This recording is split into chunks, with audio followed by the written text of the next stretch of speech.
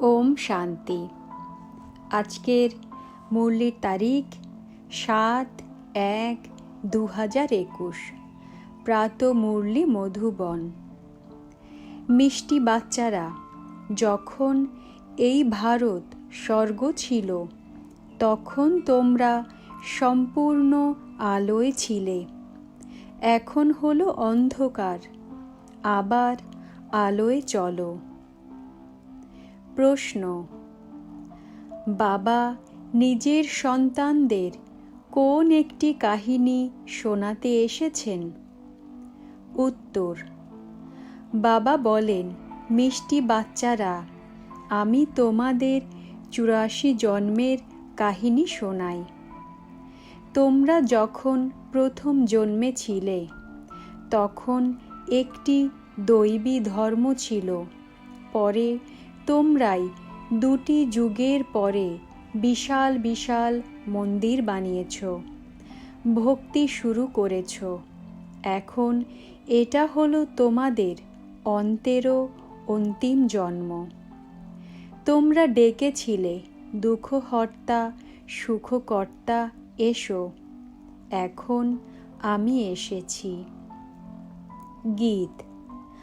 আজ অন্ধকারে আছে মানুষ। ওম শান্তি।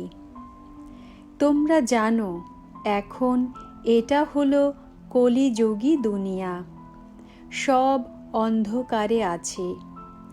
প্রথমে আলোর জগতে ছিলে, যখন ভারত স্বর্গ ছিল। এই ভারতবাসী যারা এখন নিজেদেরকে হিন্দু বলে পরিচয় দেয়, তারা আসলে দেবী দেবতা ছিল। ভারতে স্বর্গবাসীরা ছিল যখন অন্য কোনো ধর্ম ছিল না। একটি ধর্ম ছিল। স্বর্গ, বৈকুণ্ঠ, বহিস্ত, হেভেন, এই সব ভারতেরই নাম ছিল। ভারত পবিত্র ও প্রাচীন বিত্তবান ছিল। এখন তো ভারত কাঙাল হয়েছে, কারণ এখন হলো কলিযুগ। তোমরা জানো আমরা অন্ধকারে আছি।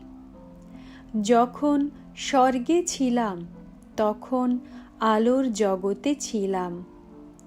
স্বর্গের রাজরাজেশ্বর, রাজরাজেশ্বরী শ্রী লক্ষ্মী নারায়ণ ছিলেন। তাকেই সুখধাম বলা হয়। বাবার কাছেই তোমাদের স্বর্গের উত্তরাধিকার প্রাপ্ত করতে হবে, যাকে জীবন মুক্তি বলা হয়। এখন তো সবাই জীবন বন্ধনে আছে। এখন বিশেষভাবে ভারত এবং সাধারণ দুনিয়া রাবণের কারাগারে, শোক বাটিকায় আছে। এমন নয় রাবণ শুধু শ্রীলঙ্কায় ছিল আর রাম ছিল ভারতে। রাবণ এসে সীতাকে হরণ করেছে। এই সবই হলো পৌরাণিক কাহিনী।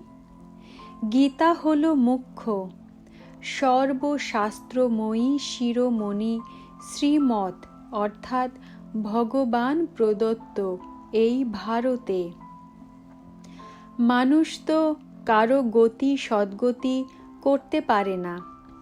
সত্য যুগে ছিল জীবন মুক্ত দেবী দেবতা, যারা এই উত্তরাধিকার কলিযুগের অন্তে প্রাপ্ত করেছিল।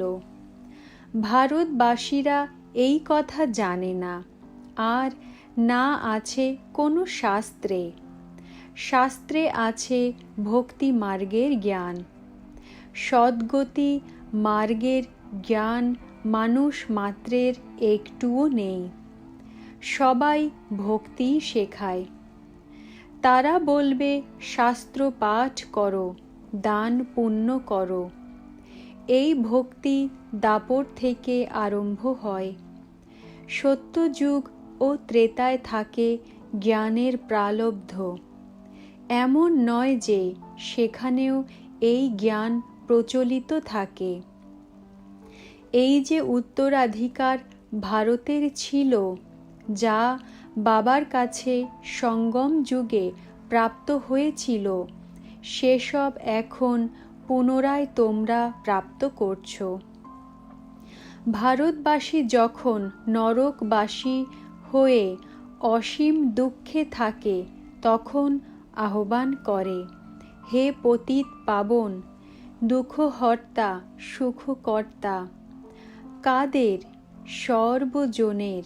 কারণ বিশেষভাবে ভারত এবং সাধারণ দুনিয়ায় সবার মধ্যেই 5টি বিকার আছে। বাবা হলেন পতিত পাবন।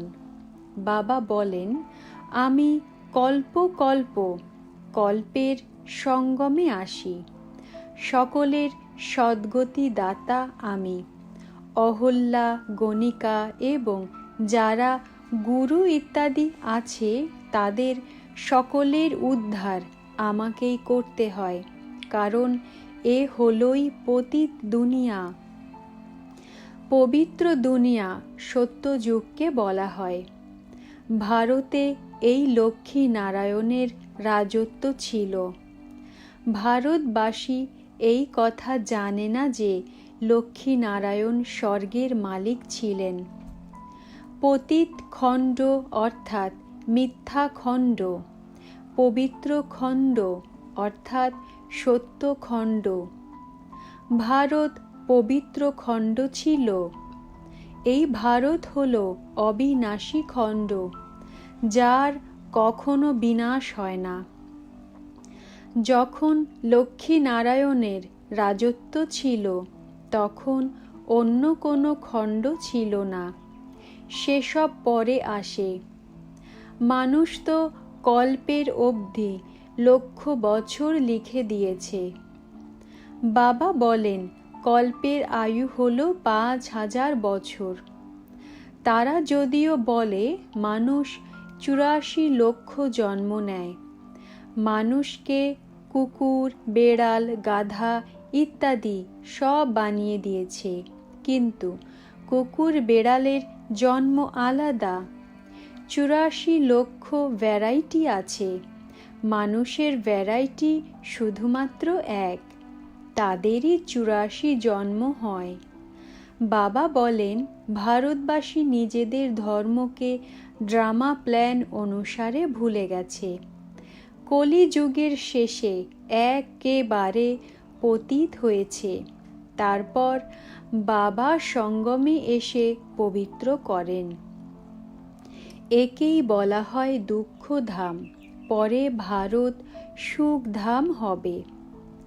বাবা বলেন, হে বাচ্চারা, তোমরা ভারতবাসী, স্বর্গবাসী ছিলে, তারপর তোমরা 84 জন্মের সিঁড়ি বেয়ে নিচে নেমে আসো। শত থেকে রজ তমতে নিশ্চয়ই আসতে হয়। তোমরাই দেবতা, তোমাদের মতন বিদ্যমান, ever happy, ever healthy, wealthy আর কেউই হয় না। ভারত খুব বিত্তশালী ছিল, হীরে জহরত পাথরের মতন ছিল। 2 যুগ পরে ভক্তি মার্গে বিশাল বিশাল মন্দির নির্মাণ করে, তাও খুবই বহুমূল্য মন্দির তৈরি করে। সোমনাথের মন্দির সবচেয়ে বিশাল ছিল। শুধুমাত্র একটি মন্দির নয়, তাই না? অন্য রাজাদেরও মন্দির ছিল। কত মন্দির লুট করে নিয়ে গেছে। বাচ্চারা, বাবা তোমাদের স্মরণ করাচ্ছেন, তোমাদের বিত্তবান বানিয়েছিলাম। তোমরা সর্বগুণ সম্পন্ন, 16 কলা সম্পূর্ণ ছিলে, যথা মহারাজা মহারানী। তাদেরকে ভগবান ভগবতীও বলা যায়, কিন্তু বাবা বুঝিয়েছেন ভগবান হলেন এক, তিনি হলেন পিতা। শুধু ঈশ্বর বা প্রভু বললে এই কথাটি স্মরণে আসে না যে তিনি হলেন সর্ব আত্মাদের পিতা। বাবা বসে কাহিনী শোনান। এখন তোমাদের অনেক জন্মের অন্তিম জন্ম। একজনের কথা নয়, না কোনো যুদ্ধের ময়দান ইত্যাদি আছে। ভারতবাসী এই কথা ভুলে গেছে যে তাদের রাজত্ব ছিল। সত্যযুগের আয়ু বৃদ্ধি করে বহু দূরে নিয়ে গেছে। বাবা এসে বোঝান মানুষকে ভগবান বলা হবে না। মানুষ কারো সদ্গতি করতে পারে না। কথায় আছে সর্বের সদ্গতি দাতা। পতিতদের পাবনকর্তা হলেন একজনই সত্য পিতা। তিনি সত্যখণ্ডের স্থাপনা করেন। সবাই পুজো করে, কিন্তু তোমরা ভক্তি মার্গে যার পুজো করেছ তাদের কারো জীবন কাহিনী তো জানতে না। তাই বাবা বোঝান, তোমরা শিব জয়ন্তী উৎসব তো পালন করো, তাই না? বাবা হলেন নতুন দুনিয়ার রচয়িতা, হেভেনলি গডফাদার, অসীম সুখ প্রদানকারী। সত্যযুগে অনেক সুখ ছিল। সত্যযুগের স্থাপনা কিভাবে এবং কে করেন, এই কথা বাবা বসে বোঝান। নরকবাসীকে এসে স্বর্গবাসীতে পরিণত করা অথবা ভ্রষ্টাচারীদের শ্রেষ্ঠাচারী দেবতা বানানো, এই কাজটি তো একমাত্র বাবারই কাজ।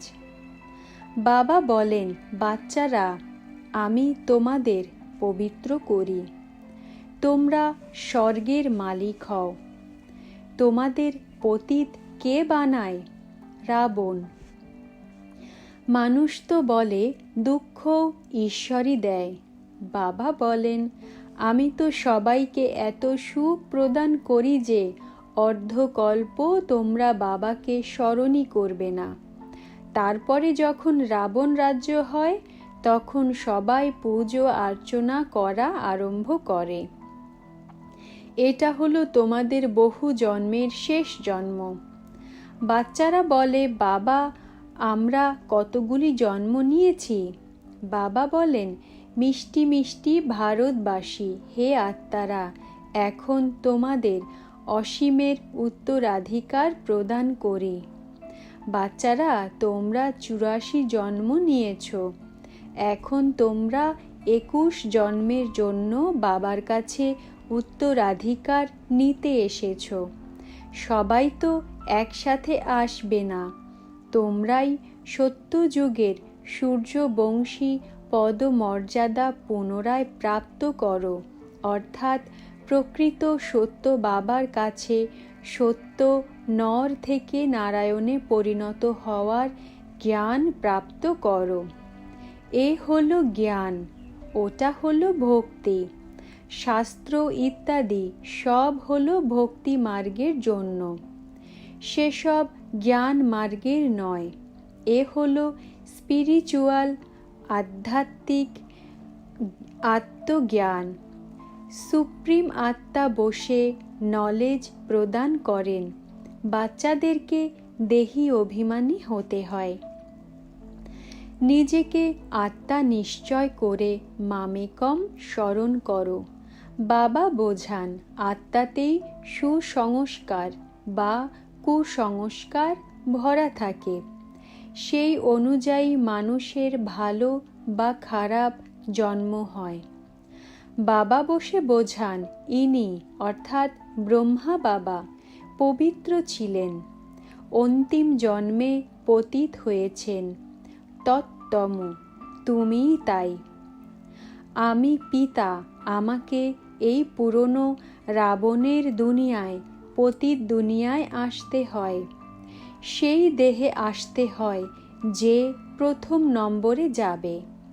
সূর্যবংশীরাই সম্পূর্ণ 84 জন্ম নেয়।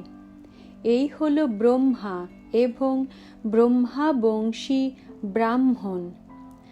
বাবা তো রোজ বোঝান, পাথর বুদ্ধি থেকে স্পর্শ বুদ্ধি হওয়া মাসির বাড়ি যাওয়ার মতন সহজ নয়। হে আত্মারা, এখন দেহি অভিমানী হও।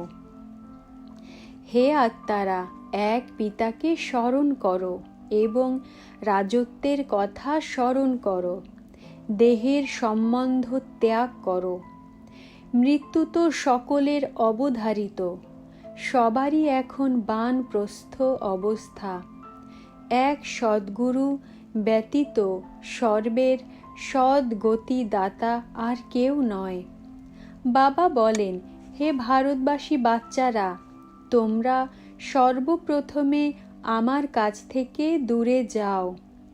গায়ন আছে, আত্মারা পরমাত্মা দূরে রয়েছে বহুকাল। সৃষ্টিতে সর্বপ্রথমে তোমরা ভারতবাসী দেবী দেবতা ধর্মীয় জনরাই এসেছ। অন্য ধর্মের মানুষের জন্ম সংখ্যায় কম থাকে। সম্পূর্ণ চক্র কিভাবে আবর্তিত হয় সেই জ্ঞান বাবা বসে বোঝান। যারা ধারণ করাতে পারে না তাদের জন্য খুব সহজ। আত্মারা ধারণ করে। পুণ্য আত্মা পাপ আত্মা হয়, তাই না? এই হলো তোমাদের 84তম অন্তিম জন্ম। তোমরা সবাই বানপ্রস্থে আছো। বানপ্রস্থে অনেকে গুরুর কাছে দীক্ষিত হয় মন্ত্র প্রাপ্ত করার জন্য। তোমাদের তো এখন দেহধারী গুরুর কাছে দীক্ষা নেওয়ার কোনো দরকার নেই। তোমাদের সবার আমি হলাম পিতা, শিক্ষক, গুরু। তোমরা আমাকে সম্বোধন করো, হে পতিত পাবন শিব বাবা। এখন স্মৃতি এসেছে, সব আত্মাদের পিতা। আত্মা হল সত্য, চৈতন্য, কারণ আত্মা হল অমর। সব আত্মার মধ্যে পাঠ ভরা আছে। বাবাও হলেন সত্য, চৈতন্য। মনুষ্য সৃষ্টির বীজ রূপ হওয়ার কারণে তিনি বলেন, আমি সম্পূর্ণ বৃক্ষের আদি মধ্য অন্তকে জানি, তাই আমাকে নলেজফুল বলা হয়। তোমাদেরও পুরো নলেজ আছে। বীজ থেকে বৃক্ষ কিভাবে বেরিয়েছে, বৃক্ষের বৃদ্ধি হতে সময় লাগে। বাবা বলেন, আমি বীজ রূপ। শেষে সম্পূর্ণ বৃক্ষ জর্জরিত হয়ে যায়। এখন দেখো, দেবী দেবতা ধর্মের ফাউন্ডেশন নেই, একেবারেই লুপ্ত প্রায়। যখন দেবতা ধর্ম লুপ্ত হয় তখন বাবাকে আসতে হয়, এক ধর্মের স্থাপনা করে বাকি সব ধর্মের বিনাশ করান। প্রজাপিতা ব্রহ্মা দ্বারা শিব বাবা স্থাপনা করাচ্ছেন আদি সনাতন দেবী দেবতা ধর্মের। এই সব ড্রামাতে নির্দিষ্ট আছে, এর কোনো শেষ নেই। বাবা আসেন অন্ত সময়ে, যখন সৃষ্টির আদি মধ্য অন্তের নলেজ প্রদান করার সময় হয়, অর্থাৎ নিশ্চয়ই সঙ্গমে আসবেন। তোমাদের পিতা একজনই। আত্মারা সবাই হলো ব্রাদার্স, মূল বতনবাসী। একমাত্র পিতাকে সবাই স্মরণ করে, দুঃখে স্মরণ সবাই করে। রাবণের রাজ্যে দুঃখ আছে, তাই না? এখানে স্মরণ করে। সুতরাং একমাত্র বাবা হলেন সর্বজনের সদ্গতি দাতা। তাঁরই মহিমা। বাবা না এলে ভারতকে স্বর্গে পরিণত করবে কে? ইসলামী ইত্যাদি সবাই এই সময় তমপ্রধান। সবাইকে পুনর্জন্ম তো অবশ্যই নিতে হবে। এখন পুনর্জন্ম হয় নরকে, এমন নয় যে স্বর্গে গমন হয়। যেমন হিন্দুরা বলে স্বর্গবাসী হয়েছে, অর্থাৎ নরকে ছিল, এখন স্বর্গে গেছে। তোমাদের মুখে গোলাপ, স্বর্গবাসী হয়েছে, তাহলে নরকের আসুরিক বৈভব তোমরা তাদের কেন খাওয়াও? বেঙ্গলে মাছ ইত্যাদিও খাওয়ানো হয়। আরে তাদের এইসব খাবারের কি প্রয়োজন? বলে অমুক পার নির্বাণ গেছে। বাবা বলেন এই সবই হলো গল্প, ফিরে তো কেউই যেতেই পারে না। যদিও প্রথম নম্বরে যারা, তাদেরকে 84 জন্ম নিতে হয়। বাবা বোঝান এতে কোনো কষ্ট নেই। ভক্তি মার্গে অনেক কষ্ট। রাম নাম জপ করতে করতে শিহরণ অনুভব করে, সে সবই হলো ভক্তি মার্গ। এই সূর্য চন্দ্র তোমরা জানো আলো প্রদান করে, এরা দেবতা নয়। বাস্তবে জ্ঞান সূর্য, জ্ঞান চন্দ্র এবং জ্ঞান তারা হয়, তাদেরই মহিমা বর্ণনা হয়। তারা বলে দেয় সূর্য দেবতায় নমঃ। তাকে দেবতা মনে করে জল অর্পণ করে। অতএব বাবা বোঝান এই সব হলো ভক্তিমার্গ, যা হবেই। প্রথমে হয় অব্যভিচারী ভক্তি এক শিব বাবার, তারপরে দেবতাদের, তারপর নামতে নামতে এখন দেখো 3 রাস্তার মোড়ে মাটির প্রদীপ জ্বালিয়ে তাতে তেল ইত্যাদি ঢেলে তার পুজো করে, তত্ত্বের পুজোও করে। মানুষের চিত্র বানিয়ে পুজো করে। এখন এর থেকে প্রাপ্তি তো কিছুই নেই। এই কথাগুলি তোমরা বাচ্চারাই বোঝো। আচ্ছা, ওম শান্তি। ধারণার জন্য মুখ্য সার। 1. আত্মায় নিহিত কুসংস্কারগুলি দূর করার জন্য দেহি অভিমানী থাকার প্র্যাকটিস করতে হবে। এই হলো 84তম অন্তিম জন্ম, বানপ্রস্থ অবস্থা। তাই পূর্ণ আত্মা হওয়ার পরিশ্রম করতে হবে। 2. দেহের সর্বসম্বন্ধ ত্যাগ করে একমাত্র পিতাকে এবং রাজত্বকে স্মরণ করতে হবে।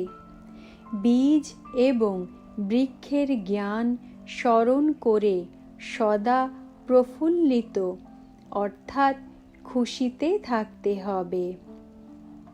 বরদান। বিশ্ব পরিবর্তনের শ্রেষ্ঠ কার্যের দায়িত্ব পালন করাকালীন ডবল লাইট স্বরূপে স্থিত আধার মূর্তি হও। ব্যাখ্যা। যারা আধার অর্থাৎ ভিত হয়, তাদের উপরেই সম্পূর্ণ দায়িত্ব দেওয়া হয়। এখন তোমরা যে রূপে স্থিত থেকে যেখানে কদম রাখবে, অনেক আত্মারা তোমাদেরই সেইভাবে ফলো করবে। এটাই হলো দায়িত্ব। কিন্তু এই দায়িত্ব অবস্থা নির্মাণে খুব সাহায্য করে, কারণ এর দ্বারা অনেক আত্মার আশীর্বাদ প্রাপ্ত হয়, যার ফলে দায়িত্ব হালকা হয়ে যায়। এই দায়িত্ব ক্লান্তি দূর করে দেয়। স্লোগান। হৃদয় ও বুদ্ধি এই দুইয়ের ব্যালেন্স বজায় রেখে সেবা করলে সফলতা প্রাপ্ত হয়। হৃদয় ও বুদ্ধি এই দুইয়ের ব্যালেন্স বজায় রেখে সেবা করলে সফলতা প্রাপ্ত হয়। ওম শান্তি। ওম শান্তি। ওম শান্তি।